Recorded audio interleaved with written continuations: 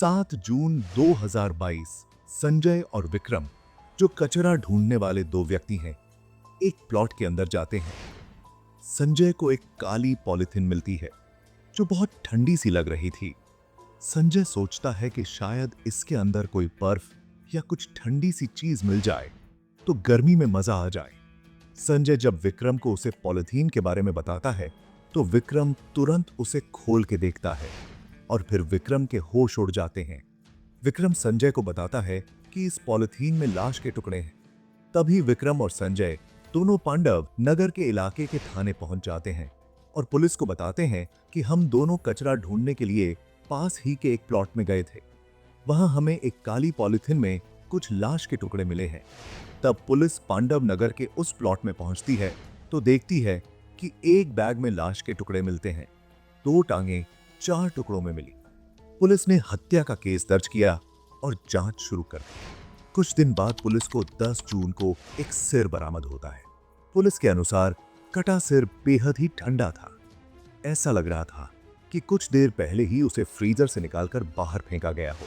अगले दिन फिर से पुलिस को एक हाथ का टुकड़ा मिलता है। लगातार एक के बाद एक लाश के टुकड़े बरामद होने से इलाके में सनसनी फैल जाती है। फिर पुलिस ने आसपास के सारे सीसीटीवी फुटेज जांचने शुरू कर दी। सीसीटीवी फुटेज में एक महिला और एक युवक जो अपने हाथ में एक बैग लाते नजर आए। हालांकि अंधेरा होने की वजह से महिला और युवक की पहचान नहीं हो पाती है। सीसीटीवी फुटेज खंगालते खंगालते और सुराग कशी में 3-4 महीने गुजर गए। नवंबर आ गया और मेहरौली से सनसनीखेज श्रद्धा वॉलकर हत्याकांड का खुलासा हुआ। ऐसी आशंका जताई गई कि शायद ये श्रद्धा की लाश के टुकड़े हो सकते हैं। हालांकि जांच में साफ हुआ कि यह लाश किसी पुरुष की है। अगर वह श्रद्धा वॉलकर की लाश के टुकड़े नहीं थे तो वह किसकी लाश के टुकड़े थे और कौन काली पॉलिथीन को उस प्लॉट में फेंक रहा था, यही जानेंगे आज की इस वीडियो में। तो चैनल को सब्सक्राइब करें और वीडियो को लाइक करें और बेल आइकन दबाना ना भूलें ताकि आने वाली वीडियो आप देख सकें सबसे पहले। तो चलिए शुरू करते हैं आज की क्राइम स्टोरी। मेरा नाम लोकेश है और आपका स्वागत है डार्क सीक्रेट चैनल पर। इस मामले में पुलिस की छानबीन चल रही थी। तभी 12 जून 2022 को पांडवनगर थाने को रामलीला ग्राउंड में शव के टुकड़े पड़े होने की सूचना मिली। पुलिस ने मौके पर पहुंचकर सफेद रंग की 2 पॉलिथीन बैग बरामद की। उन्हें खोला गया, जिसमें एक में पैर के घुटने से नीचे का हिस्सा और दूसरे में जांघ जैसा पार्ट मिला। मौके पर क्राइम और एफएसएल की टीम को बुलाकर जांच करवाई गई। उसके बाद कई दिन तक रामलीला ग्राउंड और जंगल में लाश के टुकड़े मिलने का सिलसिला जारी रहा। पांडव नगर थाने में हत्या और सबूत मिटाने की धाराओं के तहत मुकदमा दर्ज कर लिया गया। उससे भी शिनाख्त नहीं हो सकती थी। इस ब्लाइंड मर्डर केस को सुलझाने के काम में क्राइम ब्रांच को लगाया गया। डीसीपी अमित गोयल की देखरेख में इंस्पेक्टर राकेश कुमार और टीम को मेडिकल एक्सपर्ट ने बताया कि ये बॉडी पार्ट किसी पुरुष के हैं। इसके बाद मौके के आसपास सीसीटीवी कैमरे की फुटेज खंगाली गई। 31 मई और 1 जून की रात एक महिला और युवक प्लास्टिक बैग के साथ रामलीला मैदान की ओर जाते नजर आए। 1 जून को दिन में भी इसी महिला को स्पॉट के आसपास देखा गया।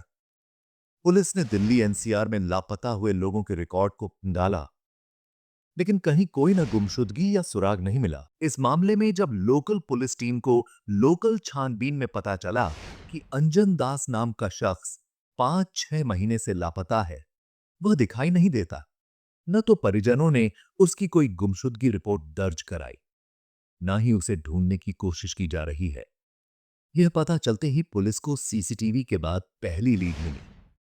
टीम अंजन के त्रिलोकपुरी वाले पते पर पहुंच गई, जहां अंजन दास की पत्नी पूनम रहती थी। पुलिस ने पूनम और उसके बेटे से पूछताछ की। दोनों के बयानों में विरोधाभास में उनकी भूमिका संदिग्ध लग रही थी, इसलिए सख्ती से पूछताछ की गई तो इस हत्याकांड का राजफाश हो गया। दरअसल अंजन दास लिफ्ट ऑपरेटर था जो पूनम और उसके बेटे दीपक के साथ रहता था। दीपक अंजन दास का असली पुत्र नहीं था। पूनम का विवाह सुखदेव से हुआ था उसके बाद सुखदेव दिल्ली आ गया। जब पूनम सुखदेव को ढूंढने दिल्ली आई तो उसे कल्लू मिला, जिससे पूनम को 3 बच्चे हुए। 3 बच्चों में से दीपक एक है। कल्लू की लीवर फेल होने से मौत होने के बाद पूनम अंजन दास के साथ रहने लगी।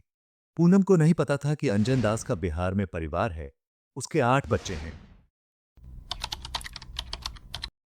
मृतक अंजन दास आरोपी महिला का तीसरा पति था, जबकि दीपक महिला के दूसरे पति से है। आरोपियों ने पुलिस को यह भी बताया है कि अंजन की दीपक की पत्नी और तलाकशुदा बहन के ऊपर गंदी नजरें थी।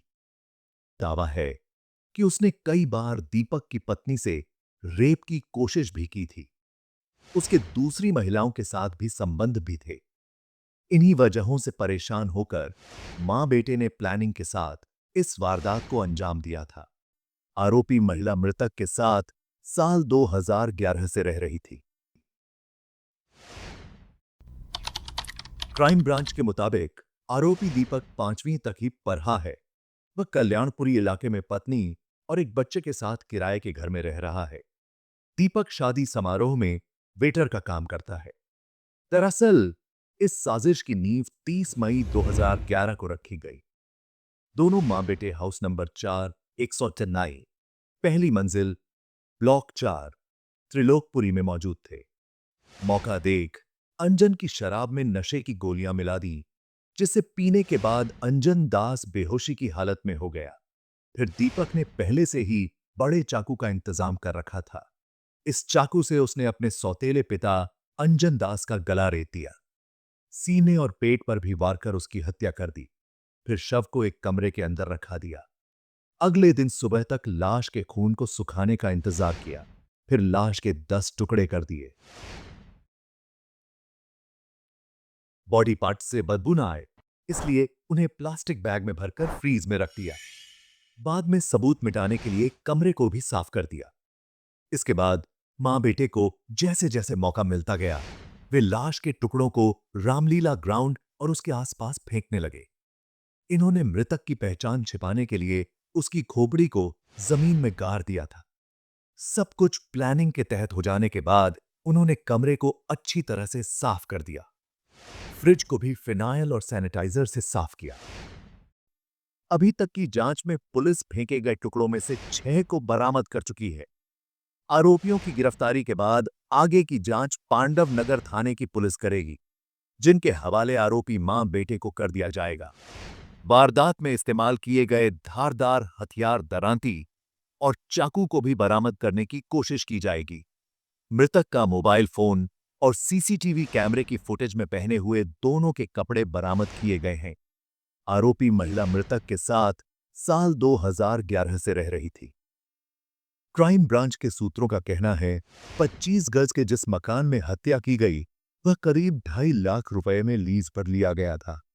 आरोपियों ने इस घर में सफेदी और पेंट भी करवा दिया था। अंजन की हत्या से पहले पूनम ने बहाने से अपनी तलाकशुदा बेटी को दीपक के घर भेज दिया था। कत्ल के बाद दोनों मां बेटे ने लाश को कमरे में बंद कर दिया और वे दीपक के घर चले गए। हत्या के बारे में दोनों ने घर में किसी को नहीं बताया था। पुलिस ने घटना स्थल के आसपास डंप डेटा उठाया था। उनमें कुछ ऐसे मोबाइल नंबर संदिग्ध मिले जो उस दिन बंद हो गए थे। पुलिस ने उन मोबाइल नंबरों को शॉर्टलिस्ट करना शुरू और पुलिस आरोपियों तक पहुंच गई। ऐसे ही रोचक क्राइम स्टोरी हमारे चैनल पर और भी हैं। अगर आप जानना चाहते हैं कि अपनी पत्नी के 6 टुकड़े करने के बाद 2 महीने तक लाश को एक टंकी में छुपा कर रखा, तो इस नेक्स्ट वीडियो पर क्लिक करें। और अगर कोई आपका सुझाव है तो प्लीज कमेंट बॉक्स में जरूर लिखें।